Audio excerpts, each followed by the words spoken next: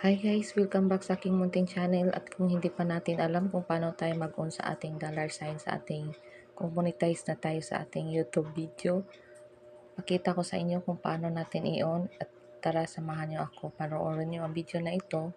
At ang kailangan lang natin ay mag-install tayo ng YouTube Studio. Kung wala pa kayong YouTube Studio at kailangan lang nating pumunta sa Play Store para mag-install ng YouTube Studio. Dahil lang sa akin guys ay okay na ang aking YouTube Studio, naka-install na, naka-ready na siya. At i-check natin ang ating YouTube video ay makikita nyo naman na yung aking dollar sign ay naka-disable pa. At ipakita ko na sa inyo kung paano natin ito ma-enable. Puntahan lang muna natin ang ating YouTube Studio. At ito nga po pala guys ang dollar sign niya naka-disable. At hanapin ko lang ang aking YouTube Studio para ma-open na natin. At ito nga po ang bagong update ni YouTube na pwede na tayo makapag-enable sa ating